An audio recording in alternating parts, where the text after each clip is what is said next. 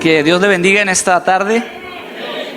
Bueno, pues es un gusto poder estar una vez más aquí en casa. Le voy a platicar esto. Tuve la oportunidad, para aquellos que no sabían, estar todo el mes de febrero en Bogotá, en Colombia, estudiando el segundo módulo de ISUM, que ya era mi tercer módulo para, con el favor de Dios, ahora en junio estar graduando de la licenciatura. Y mientras estaba en Bogotá, dentro del seminario, dentro de las clases, tenemos siempre un devocional donde se comparte la palabra de Dios, hay una reflexión bíblica y hay un momento de ministración. Y mientras estaba la primera predicación donde la capellán estaba predicando, mientras ella predicaba, Dios empezó a llevarme algunos pasajes para tomar algunas notas que no tenían nada que ver con la predicación de la capellán.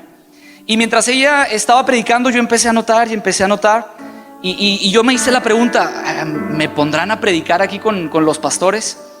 Y cuando termina el día de clases, el primer día de clases, se acerca la capellán y me dice: Omar, queremos que nos hables un poquito de México mañana y que nos compartas la palabra. Y fue algo de bendición, porque Dios me había llevado a esos pasajes y Dios es bueno. Sé que la oración de muchos hermanos de aquí de la iglesia estuvo a favor de un servidor. Y en el segundo día de clases que Dios me permitió compartir la palabra, Dios me honró, Dios me utilizó y fue de bendición para predicar con pastores. A los que están estudiando el instituto o han estudiado el instituto, saben que es una responsabilidad enorme llevar la palabra de Dios, pero es un reto aún más grande cuando uno le va a predicar a predicadores, cuando uno le va a predicar a pastores. Y yo estaba frente a 57 pastores de Asambleas de Dios Colombia, algunos ministros, algunos presbíteros de región, algunos superintendentes de distrito. Y por la oración de ustedes y por la gracia de Dios, Él me honró, y a partir de ese día recibí invitaciones para estar predicando los siguientes domingos. Por ahí algunos que me tienen en Facebook vieron que los domingos, gracias a Dios, estuve predicando por aquellos lugares. La presencia de Dios estuvo con nosotros, nos visitó. Fueron reuniones bendecidas, pero déjeme decirle algo: estar en casa no tiene precio, no se compara. Sentir la presencia de Dios, verlos a ustedes adorando, eso es algo especial que me llena de alegría y que me llena de mucho gozo.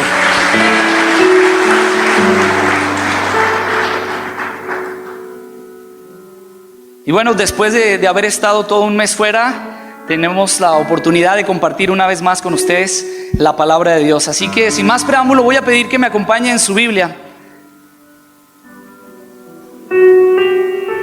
En el libro de Isaías, capítulo 6, mientras estaban terminando los muchachos del ministerio de alabanza, me codeaba ahí con mi mamá y con mi papá, porque les había platicado de lo que iba a predicar. Y mientras entonábamos la última alabanza, fue una confirmación de Dios de esta palabra, y se llena mi vida de alegría y de gozo de saber que es Dios el que tiene una palabra para nosotros en esta tarde. No es una palabra de Omar, no es una palabra del pastor, no es una palabra de una persona, sino es palabra de Dios, porque vamos a escudriñar las sagradas escrituras. Ya tiene su Biblia en el libro de Isaías, capítulo 6. Vamos a leer los primeros 3 versículos. En el año en que murió el rey Usías, vi yo al Señor sentado sobre un trono alto y sublime, y sus faldas llenaban el templo. Por encima de él había serafines, cada uno tenía 6 alas, con 2 cubrían sus rostros, con 2 cubrían sus pies, y con 2 volaban. Y el uno al otro daban voces diciendo: Santo, Santo, Santo, Jehová de los ejércitos, toda la tierra está llena de su gloria. Padre, te damos gracias en esta tarde porque tú eres bueno. Reconocemos que sin ti nada podemos hacer y que sin ti nada somos, Dios. Nos acercamos confiadamente al trono de tu gracia, pidiendo que tú hables a nuestras vidas, que sea tu Espíritu Santo tocando nuestras vidas, nuestros corazones, que esta palabra que va a ser expuesta pueda ser sembrada en nuestros corazones, atesorada en nuestra mente, y que podamos vivirla y ponerla en práctica en nuestro diario vivir como creyentes, como hijos tuyos. Me pongo en tus manos, usa mi vida, Dios, en el precioso nombre de Cristo Jesús. Amén y amén. Puede ocupar su lugar, hermano.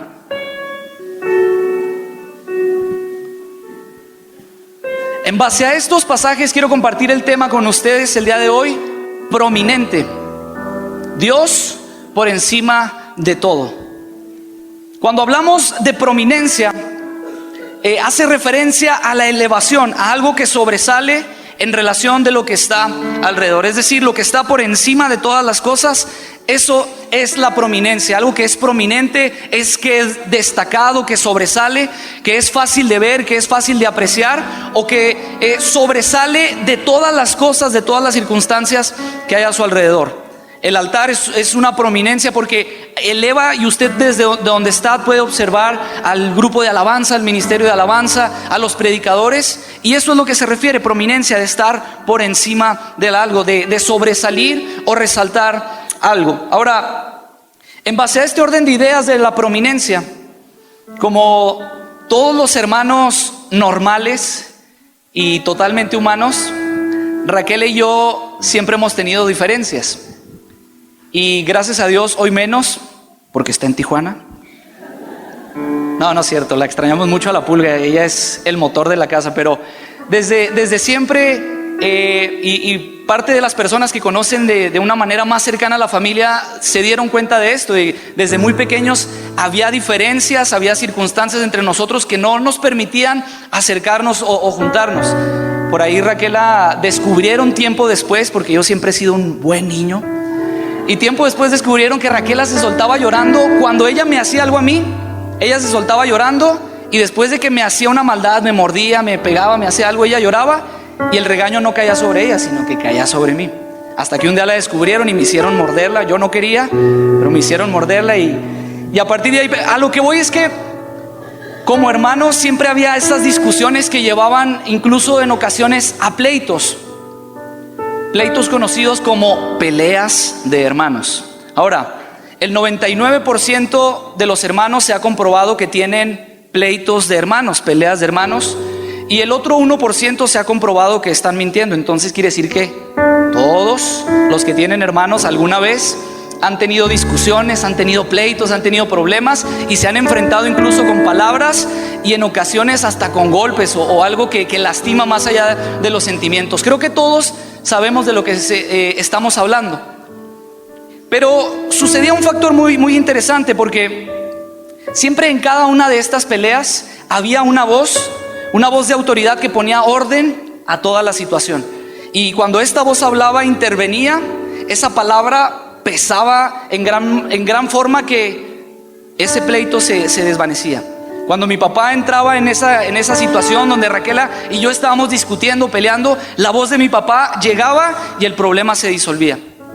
A pesar de nuestras diferencias, Él estaba por encima de eso. A pesar de nuestro enojo, a pesar de nuestro coraje, Él estaba por encima de eso. Y cuando mi papá intervenía en medio, aún nuestras diferencias, nuestro conflicto, nuestra inseguridad el uno con el otro, no importaba, porque la prominencia de mi papá estaba por en medio de ese conflicto y hacía que las cosas se tranquilizaran y que se arreglaran. Cuando hablamos de Dios, hermano, hablamos de que Dios es prominente, es decir, Dios está por encima de todo. No hay algo que esté por encima de Dios. No se ha catalogado, no ha existido, no ha sido descubierto nada que esté por encima de Dios. Y cuando hablamos de esto, estamos hablando de que Dios ni siquiera tiene un enemigo. Porque muchas personas por ahí al leer la Biblia y al empezar a vivir una vida como cristianos, como creyentes, en algún momento de su vida se le ocurrió que Satanás era enemigo de Dios, poniendo a Satanás en un nivel que le puede dar pelea, que le puede dar batalla a Dios. Y la Biblia no da testimonio de eso. La Biblia nos enseña que Satanás es nuestro enemigo, pero no es enemigo de Dios. Es decir, por encima de Dios no hay nadie, ni siquiera algo que se le pueda poner a la par. El claro ejemplo lo tenemos en la vida de Job.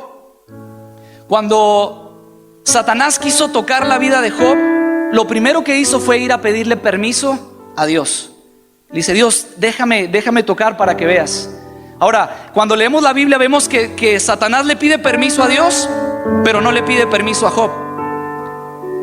Cuando Dios le da permiso a Satanás, él se acerca a la vida de Job, a sus bienes, a su familia, a lo que tenía, y sin pedirle permiso y sin previa autorización y sin previo aviso, ¡pum!, empieza a actuar.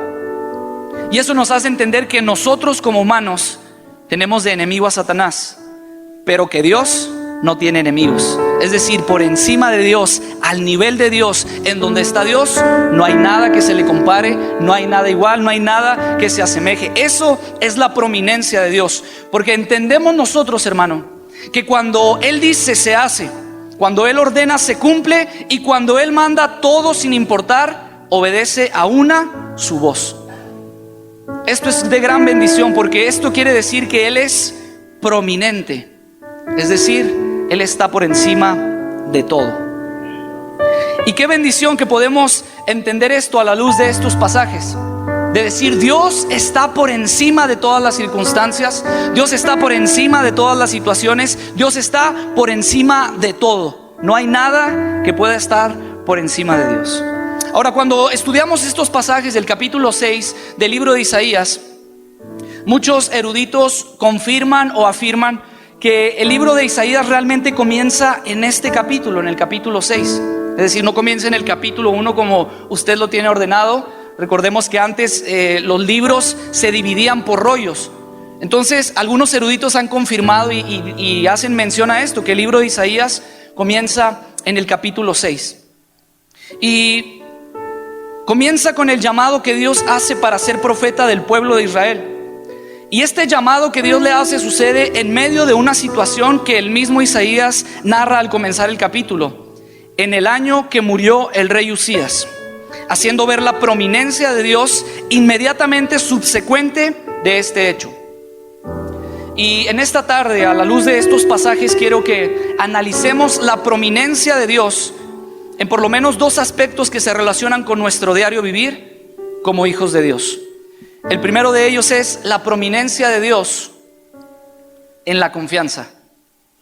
Quiero que vaya al versículo 1 y lo leamos juntos. Capítulo 6, versículo 1. En el año que murió el rey Usías, vi yo sentado sobre un trono alto y sublime. Vi yo al Señor sentado sobre un trono alto y sublime, y sus faldas llenaban el templo. Mira, hermano, como seres humanos tenemos una búsqueda y una dependencia de una divinidad. Existe en nuestro interior un deseo por encontrarnos con algo supremo, con algo divino, con algo que nos ayude a enderezar nuestras vidas, a darle dirección a nuestro camino. Y cuando entendemos estas ideas, nos damos cuenta de que Dios tomó la iniciativa para buscar el encuentro con los seres humanos. Es decir, Dios tuvo esa iniciativa de encontrarlo a usted antes de que usted se determinara a buscar a Dios. Un grande teólogo lo escribió y dijo: descubrí que buscando a Dios, Dios me había encontrado a mí. Y creo que es el testimonio de muchos de los que estamos hoy aquí, o de los que están hoy aquí, que mientras vivían su vida y empezaron a sentir que dentro de ellos había una necesidad, un vacío, algo que espiritualmente estaba desgarrando su vida, y por ahí alguien les dijo: te invito a que vayas a la iglesia. Ahí a espaldas de Plaza La Sierra hay un templo cristiano donde seguro algo pueden hacer por ti. Y llegamos a este lugar, y cuando llegamos buscando a Dios, buscando una respuesta, buscando el auxilio a nuestros problemas, nos dimos cuenta de que Dios ya nos había estado buscando y que Él estaba esperando a que usted y yo llegáramos a este lugar. Y qué bendición darnos cuenta de esto, saber que Dios mismo tuvo esa iniciativa de buscarnos, de ir por nosotros, de atraernos con lazos de ternura. Y cuando entendemos esto, podemos entender que incluso si Dios no existiera, como humanos fabricaríamos un Dios, haríamos un Dios, buscaríamos la manera de encontrar una divinidad, de buscar algo supremo que nos ayudara y que nos orientara. Pero déjeme decirle esto, hermano, el hecho es que Dios existe. Dios existe y está presente. Dios existe y está aquí. Dios existe y está con usted y está conmigo. Bendito sea el nombre de Jesús, porque Él existe y Él está con nosotros. Alabado sea su nombre. El Catecismo Breve de Westminster dice: el propósito principal del hombre es conocer a Dios y gozarle para siempre. ¿Cuántos han venido a gozarse con Dios en esta hora? Ese es el propósito de nosotros como humanidad: conocer a Dios y gozarle para siempre. Hemos venido a gozarnos, a disfrutar de su presencia. Sentimos la bendición de su Espíritu Santo sobre nosotros, pero siempre tiene que haber un pero que mueve los cimientos, que mueve lo que entendemos, que mueve lo que empezamos a vivir. Pero hemos conocido a Dios, hemos gozado de su presencia, hemos vivido, hemos visto su gloria, pero seguimos con esa angustia de qué pasará mañana.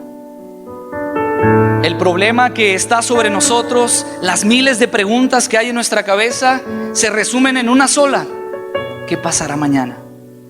Con esta actitud que tomé, con esta decisión que hice, con este error que cometí, ¿qué pasará mañana?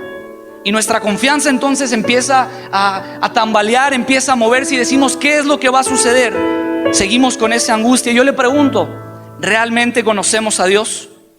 Porque cuando hablamos de conocer a Dios, hablamos de gozar de Él, de disfrutar de sus atributos, y esto implica descansar en su presencia y confiar en que Él tiene el control de todas las cosas. En el año que murió el rey Uzías, vi yo al Señor sentado sobre un trono alto y sublime, y sus faldas llenaban el templo. ¿Por qué la introducción del capítulo 6, o de lo que pudiera ser el inicio de este libro profético, comienza con una declaración que, si usted la lee, parece que no tiene nada que ver con el resto del pasaje? El pasaje comienza en el año que murió el rey Uzías. Y si lo leemos, tal vez la única referencia inmediata que pudiéramos tener de este pasaje o de este texto sería el tiempo en que Dios llamó a Isaías. Hacer una referencia y decir: bueno, pues entonces en el mismo año en el que murió el rey Uzías, en ese mismo año Dios llamó a Isaías para ser profeta del pueblo de Dios. Y uno dice: bueno, pero ¿cuál era la importancia o la relevancia de estas palabras para dar la prominencia de Dios, para elevar la prominencia de Dios, o para hablar de la prominencia de Dios? Y la respuesta es sencilla: la confianza en Dios. Porque estos pasajes nos hablan de la prominencia de Dios en la confianza. Quiero explicárselo de la siguiente manera. El rey Uzías, su nombre significa Jehová es fortaleza. Pero la pregunta es: ¿quién era este rey? ¿Por qué el capítulo 6 lo menciona? ¿Por qué hace aparición o por qué hace mención? Si ya el capítulo 1 lo había mencionado con los reyes contemporáneos dentro del ministerio de Isaías. Y la pregunta es: ¿quién es este rey? ¿Quién era este rey? En el segundo libro de Reyes y en el primer libro de Crónicas se menciona como el rey Azarías. Es decir, Azarías y Uzías es el mismo rey. Y quiero darle algunos datos de este rey. Este rey Uzías había tomado posesión del trono de Judá, es decir, el reino del sur.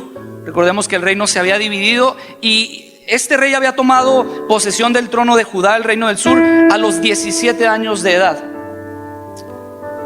Y tomó el trono después de que Judá había enfrentado una guerra y había sido derrotado por el reino del norte, por el reino de Israel. En medio de una trágica guerra que se había desarrollado, en medio de una triste derrota para Judá, es cuando Uzías tiene que tomar el trono. A la edad de 17 años, sin saber cómo reinar, sin saber qué hacer, en medio de una crisis, de una tragedia, de tantos problemas, de tantas preguntas y de tanta incertidumbre de un pueblo, a Uzías le corresponde tomar el lugar, tomar el liderazgo y empezar a trabajar en él. Es el rey más joven de los reyes que tuvo Judá en el tiempo de Isaías. Pero quiero decirle esto: Uzías supo aprovechar la tragedia como una gran oportunidad para establecer un reino de seguridad, para establecer un reino de prosperidad, para establecer un reino de confianza ante toda la nación de Judá. Y la Biblia menciona ciertas características que hizo el rey Uzías en la nación de Judá. Él reconstruyó Elat. Elat era una ciudad que era reconocida por su puerto y por la influencia que este puerto tenía. Es decir, toda la actividad comercial de Elat era reflejada en ese lugar, porque entraban y salían personas, era el medio de llegada, y a nivel comercial era de gran influencia y de gran ayuda para esta nación. Y cuando mencionamos esto, Elat le había sido quitada a Judá, como el territorio que Estados Unidos nos quitó o que le entregamos, y había sido quitada. Pero la Biblia dice que en el reino de Uzías ese territorio fue recuperado, ese puerto fue recuperado, fue restituido a Judá y fue reconstruido para Judá. Entonces las comercializaciones, el comercio empezó a avanzar. Además de esto, reforzó la potencia, reorganizó a todo su ejército. Usías restauró las fortificaciones de Jerusalén, y mientras Dios le iba dando esta capacidad y estas actitudes, pudo vencer a los filisteos, venció a los árabes, destruyó los muros de sus enemigos. La Biblia dice que sometió a los amonitas y a otras naciones. Usías en su reinado desarrolló la agricultura, edificó torres en el desierto y excavó pozos. Cuando uno analiza todas estas vertientes y todo lo que Usías hizo, uno dice, wow, un jovencito que empezó a reinar a los 17 años, en medio de una triste tragedia y de una población devastada, lo tomó como una oportunidad y empezó a hacer crecer a la nación de Judá. Y empezó a trabajar, y empezó a trabajar, y empezó a dar estabilidad a una nación, empezó a dar seguridad a una nación, y empezó a avanzar un reino que era próspero en todos los sentidos. Un reino que la Biblia relata de más de 50 años, donde la nación, después de haber pasado por la devastación, confió en su rey. Vio los grandes cambios y beneficios que había traído a la nación, y todo se vio reflejado en la confianza que el pueblo de Judá había depositado en su rey. ¿Qué quiero decirle con esto, hermano? Que para nosotros es fácil confiar en las personas, es fácil confiar en lo que tenemos a nuestro alrededor, siempre y cuando el futuro parece estar estable y firme. Cuando alguien a usted le promete un bienestar propio y un bienestar por los suyos, usted descansa. Cuando hay un seguro de vida, cuando hay una planeación, cuando alguien le ofrece una seguridad o una estabilidad que ve por su bien y que ve por las personas que usted más quiere, uno descansa. Pero ¿qué pasa cuando nuestra confianza se ve alterada? ¿Qué pasa cuando en lo que hemos depositado nuestra confianza hay un cambio? Judá había confiado en su rey, y por primera vez después de mucho tiempo había tranquilidad. Había confianza, había paz entre las personas. Y entonces, ¿qué fue lo que pasó? ¿Qué fue lo que pasó cuando el pueblo se sentía seguro, cuando el pueblo se sentía tranquilo por todo lo que su rey había hecho? El capítulo 6 del versículo 1 dice: en el año que murió el rey Usías. La inseguridad empezó a invadir los corazones del pueblo, porque el rey que les había dado estabilidad financiera, económica, paz en medio de la guerra, tranquilidad en medio de una situación difícil y adversa, y que por más de 50 años había ayudado y había permanecido allí, ese rey que los había ayudado por tanto tiempo, la Biblia dice que había muerto. Ahora yo quiero que imaginemos un poco cuál sería la reacción del pueblo. Decir: no, el rey Usías, con el que estábamos confiados, con el que estábamos tranquilos de todo lo que sucedía a nuestro alrededor, ha muerto. Y si le ponemos el toque chistoso, imagínense por ahí alguien diciendo: ¿y ahora quién podrá defendernos? Imagínense a una nación preocupada después de haber pasado por un proceso de guerra y por más de 50 años estar en calma, estar en tranquilidad, porque un rey había visto por la nación. Nada comparado a lo que podemos hablar ahora. Nosotros vemos que nuestras autoridades, nuestros gobernantes, parece que se preocupan más por ellos que por nosotros. Pero imagínense un gobierno y una autoridad que se preocupaba por los intereses del pueblo, por el bienestar de las personas, porque todos estuvieran bien, y de repente ese rey se desvanece. Y la preocupación, la inseguridad, la incertidumbre de qué es lo que va a pasar con la nación de Judá empieza a recorrer y se empieza a hablar de boca en boca. ¿Qué no sabes que el rey está muerto, se murió de una lepra? ¿Y ahora cómo le vamos a hacer? ¿Quién va a continuar con esa estabilidad? ¿Quién va a seguir con eso que hemos visto? Con esa inseguridad que por más de 50 años habíamos tenido y habíamos estado confiados y seguros. Pero déjeme le digo lo que dice la palabra. Y diciendo Isaías: entonces yo vi al Señor sentado sobre un trono alto y sublime, y sus faldas llenaban el templo. Cuando la inestabilidad quiere afectar tu vida, cuando aquello en lo que has puesto tu confianza te ha defraudado, aún así haya sido tu confianza por tanto tiempo, cuando la inseguridad y esa inestabilidad dentro de ti empiecen a afectar y a querer moverte, la Biblia sigue siendo la misma y dice que Él sigue sentado en el trono. En ese trono que es alto y sublime, y su bendición, su provisión, su acompañamiento, su guianza, su Espíritu Santo siguen llenando el templo, como su gloria cubre toda la tierra. Bendito sea el nombre del Señor Jesús, porque a pesar de las circunstancias y situación, su provisión, su permanencia sigue estando, su prominencia por encima de todas las cosas. Aun cuando nuestra inseguridad, cuando nuestra confianza se ve alterada, cuando hemos depositado esa confianza en lo terrenal, Dios nos dice: en el año que murió el rey Usías, vi yo sentado al Señor en un trono alto y sublime. Por encima de cualquier necesidad que estés pasando, la prominencia de Dios sigue siendo tu confianza. Por encima de cualquier adversidad, problema, preocupación que estés enfrentando, la prominencia de Dios sigue siendo nuestra confianza en Cristo Jesús. Los reyes humanos, por mucho que reinen, por mucho que hagan, tienen sus días contados. Pero nuestra confianza no está depositada en un rey terrenal. Nuestra confianza no está depositada en una promesa que tiene un límite de tiempo.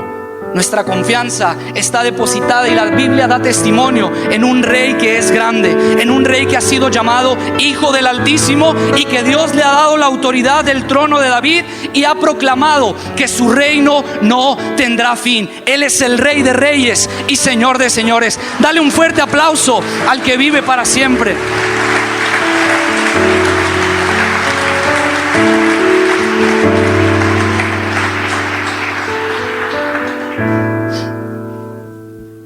La Escritura, hermano, enfatiza la importancia de poner nuestra confianza en Dios.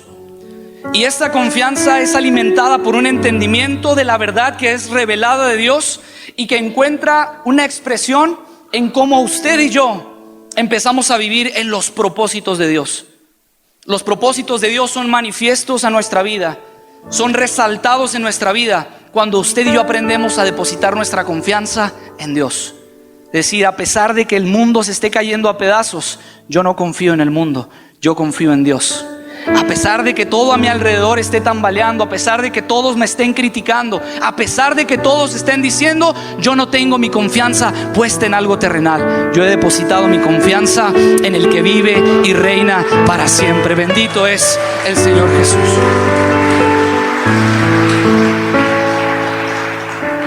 No hay algo mejor, no existe nada ni nadie que nos pueda depositar esa confianza que solamente Dios puede depositar en nosotros. Lo que quiero decir es que en Él estamos seguros. Nuestra vida está escondida en Dios. Lo que suceda alrededor de nosotros no nos puede tocar si Él no lo permite. Él no tiene enemigos. Él tiene la autoridad sobre todas las cosas, sobre todas las circunstancias. Cuando Él dice, se hace. A su voz todas las naciones callan, porque Él es el único que tiene la autoridad sobre reinos, sobre principados y sobre potestades. La pregunta es: ¿quién es tu rey Usías? Es decir, ¿en quién estás depositando tu confianza en esta tierra? ¿En quién estás depositando tu confianza en este mundo? ¿En quién has depositado tu confianza que parece que todo está bien? Pero recordemos que somos humanos y que como humanos tenemos nuestros días contados, o tenemos esa tendencia de fallarle a las personas. El argumento es el siguiente: pidámosle al Espíritu Santo y a Dios que mueran todos los Usías que tengan que morir para que nuestra confianza pueda ser depositada solamente en Él. Que en todo lo que hemos depositado nuestra confianza terrenalmente sea quitado de nuestra vida, para poder entender que nuestra confianza no se basa en esta tierra, se basa en el cielo. esa es la premisa, esa es la importancia de por qué estos pasajes comienzan con este gran acontecimiento en el año que murió el rey Uzías. Porque es necesario entender que nuestra vida, nuestra dependencia es Dios. Nuestra confianza debe estar en Él y solamente en Él. Analicemos la prominencia de Dios en el siguiente aspecto que se relaciona en nuestro diario vivir como hijos de Dios. Dios es prominente y la prominencia de Dios está en la santidad. Versículo 2, capítulo 6.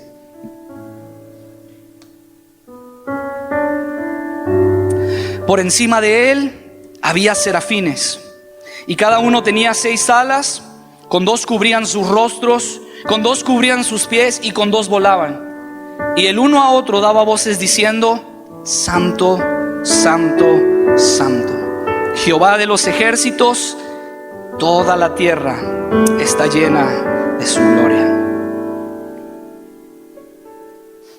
La Biblia habla de un nivel superlativo. La santidad de Dios en la máxima expresión. El nivel superlativo en la escritura antiguamente era la referencia o lo que nosotros podemos entender hoy como subrayar la idea principal en una lectura, ponerle comillas, ponerle negritas, hacer que esa palabra, que esa idea resalte, que se vea. Y el nivel superlativo expresaba esto. Cuando las personas escribían 3 veces lo mismo, 2 veces lo mismo, era un nivel superlativo. Es decir, era la palabra, la idea, la expresión en la máxima autoridad, en la máxima capacidad, en el máximo límite. Cuando Isaías tiene esta visión, ve a estos ángeles haciendo esta oración, haciendo esta voz, hablando estas palabras en el nivel más alto, en el nivel superlativo, en una medida de santidad. Porque la Biblia nos dice que Dios no dice que Dios solamente es santo. La Biblia dice que Dios es santo, santo, santo. Y muchos han dicho: no, es que habla de la Trinidad, del Padre, el Hijo y el Espíritu Santo. No, habla de la cualidad de Dios, habla del atributo de Dios. La primer característica de Dios es que Él es santo y Él es santo. Y esta cualidad es lo que separa a Dios absolutamente de todo lo que Él creó, hablando especialmente en términos de pureza. Es la prominencia de su santidad, es decir, por encima de todas las cosas, por encima de todo, Él es santo. Lo comentaba con mi papá en la oficina en la mañana, y él decía: Él es limpio, Él sigue siendo limpio, Él está limpio. La Biblia, antes de contemplar otros atributos de Dios, refleja la importancia y la frecuencia de su santidad. Es decir, cuando estudiamos la Biblia, antes de hablar del poder de Dios, antes de hablar de la sabiduría de Dios, antes de hablar de su omnipresencia, incluso antes de hablar del amor de Dios, la Biblia habla de su santidad. Y es el único atributo que la Biblia menciona en el nivel superlativo. Es decir, la Biblia no dice que Dios es amor, amor, amor. La Biblia no dice que Dios es sabio, sabio, sabio. El único atributo que lo elevan al nivel superlativo en las Sagradas Escrituras, los escritores inspirados por el Espíritu Santo revelaron que Dios es santo, santo, santo. Es decir, la santidad por encima de los atributos, la santidad por encima de cualquier circunstancia y la santidad de Dios por encima de cualquier situación. Por encima de todos los atributos de Dios está su santidad. Y cuando hablamos de santidad, vemos que la santidad de Dios se manifiesta también en las personas, es decir, en usted y en mí. Esa santidad se ve reflejada a través de la persona de Jesucristo y a través de la obra del Espíritu Santo. Los creyentes somos llamados en Dios a ser santos. Es una demanda que Dios tiene sobre su iglesia. Es una demanda que Dios pone y antepone delante de usted y de mí, que usted y yo podamos ser santos. Versículo 5 del capítulo 6 de Isaías. Entonces dije: ay de mí que soy muerto, porque siendo hombre inmundo de labios y habitando en medio de pueblo que tiene labios inmundos, han visto mis ojos al Rey, a Jehová de los ejércitos. Hermano, cuando la presencia de Dios marca nuestra vida, nosotros no podemos vivir en pecado y permanecer como si nada sucediera. Nosotros no podemos permanecer delante del Rey y cargando una vida llena de pecado. Nadie así puede permanecer una vida ordinaria y fuera de la voluntad de Dios sin sentir el peso del pecado encima de él. Y mucho cuidado, si usted está viviendo una vida desordenada y apartada de los principios de Dios y no siente ese pecado en sus espaldas, y no siente ese pecado que lo hace gritar, ¡ay de mí! Porque si usted no siente eso, quiere decir que está alejado del Rey. Quiere decir que sus ojos no están puestos en el Rey. Quiere decir que su futuro, su esperanza están vacíos, porque no hay alguien que le pueda dar esa estabilidad y esa confianza y esa seguridad que solamente Dios puede dar. ¡Ay de mí!, dijo el profeta Isaías, porque soy inmundo y mis ojos han visto al Rey. La expresión siempre será esa: ¡ay de mí, que en mi maldad, que en mi inmundicia, que en mi pecado se me ha permitido ver al Rey! Pero esta es la buena noticia que las palabras de Dios nos habla. Antes de caer muerto por mi pecado, el fuego del Espíritu Santo y la gran obra redentora de Cristo en la cruz del Calvario marcaron mi vida. El antes de conocer a Cristo y el después de conocer a Cristo. El antes de caer muerto por mi pecado, por la inmundicia de mi corazón, por la maldad de mi vida. Antes de yo caer muerto, el carbón encendido tocó mi vida. El Espíritu Santo llegó a mi vida. La obra redentora de Cristo transformó lo que soy y lo que era. Versículo 6: y voló hacia mí uno de los serafines teniendo en su mano un carbón encendido, tomado del altar con unas tenazas, y tocando con él sobre mi boca dijo: he aquí, esto tocó tus labios. Y esto me encanta, hermano, porque dice: y es quitada tu culpa y limpio tu pecado. Gloria a Dios. Es quitada tu culpa y limpio tu pecado. Entonces, por medio de aquel que pagó por mi pecado, soy llamado a ser santo. La muerte y resurrección de Cristo y la obra del Espíritu Santo son como aquel carbón encendido que ha tocado nuestras vidas y, como dice la Escritura, ha quitado la culpa y ha limpiado nuestro pecado.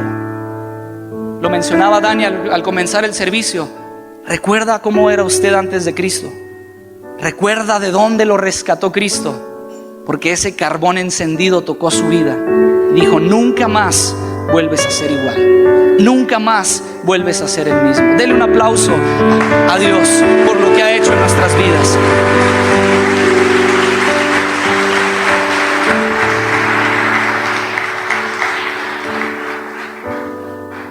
El principal significado de santidad es dedicación y consagración. Es decir, vivir apartados es la cualidad de separar para Dios. Y las cosas dedicadas exclusivamente a Dios o a su adoración y servicio son santas. Cualquier cosa es santa cuando le pertenece por completo a Dios. Quiero que en su Biblia vaya a la primera carta a Pedro, primera de Pedro, capítulo 2, versículo 9. Primera de Pedro, capítulo 2, versículo 9. Fíjese lo que la Escritura habla acerca de nosotros. Mas vosotros, es decir, usted y yo, somos linaje escogido. Somos un sacerdocio real. Y vea lo que dice: somos una nación santa. Es decir, hemos sido apartados para Dios. Hemos sido consagrados para Dios. Somos un pueblo adquirido por Dios.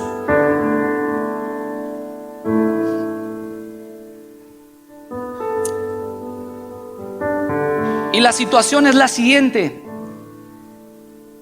en medio de nuestro diario vivir como hijos de Dios, que se presentara esa exclamación delante del Rey en esta hora, de decir: ay de mí, que he puesto mi confianza en lo terrenal. Que podamos decir: ay de mí, que he menospreciado la santidad de Dios. Nuestro pecado, nuestra maldad, los deseos de nuestra vida, quiero decirle que no lo hacen menos santo a Él. Al contrario, lo hacen más santo.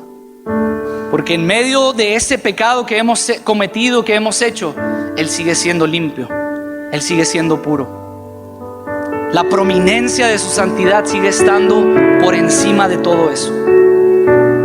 Y lo que quiero decir, hermano, es esto: fallaste, caíste, pecaste, Él sigue siendo santo. Y lo más sorprendente de todo esto es que mientras Él sigue siendo santo, Él sigue esperando que tú también seas santo. En la prominencia y en la santidad de Dios, mientras Él permanece santo ante tu pecado, ante tu maldad, Él sigue esperando que tú también seas santo. Primera de Pedro capítulo 1 versículo 15: sino como aquel que os llamó es santo, sed también vosotros santos en toda vuestra manera de vivir, porque escrito está: sed santos porque yo soy santo. Quiero invitarlo a que esté de pie en esta tarde. Y me gustaría que el ministerio de alabanza, si puede venir.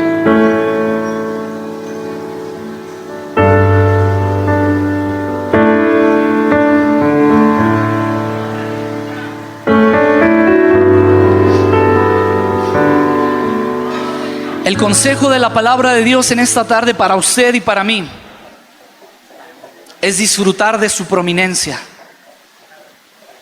Y como lo expresábamos y lo veíamos, conocer a Dios es disfrutar a Dios, es gozar de Dios. Quiero preguntarle una vez más: ¿cuántos han venido a gozarse con Dios? Y el gozarse con Dios no habla solamente de una actitud, de un regocijo y de levantar las manos y estar contento. No, el gozar a Dios, el disfrutar a Dios, el saborear a Dios, como el salmista lo expresaba: gustad y ved, probarlo, saboréalo. El disfrutar de Dios quiere decir que nosotros podemos poner toda nuestra confianza en Cristo. Quiere decir que nosotros podemos poner incluso la maldad que hemos cometido y decirle: Dios, tú permaneces santo ante mi pecado, ayúdame a mí a ser santo como tú eres santo. Ese es el consejo de la palabra: confiar en la prominencia de su confianza y vivir en la prominencia de su santidad. Me gustaría que viniéramos a este altar. Quiero invitarlo a que venga a este lugar y que juntos podamos disfrutar la prominencia que Dios nos ofrece a usted y a mí. En medio de esa circunstancia que usted está viviendo, en medio de ese problema o de esa angustia que no lo deja descansar, o que lo ha estado inquietando por tanto tiempo, que podamos disfrutar a Dios y que podamos decirle: tú sigues siendo alto y sublime. El trono es alto y sublime. Tu provisión, tu providencia, mi confianza es depositada en ti, porque tu presencia sigue llenando el templo como las faldas cubrían aquel templo en la visión de Isaías. Esa es la confianza que usted y yo tenemos. Hemos perdido la esperanza en medio de una situación difícil. Él sigue siendo el Rey que nos da la esperanza.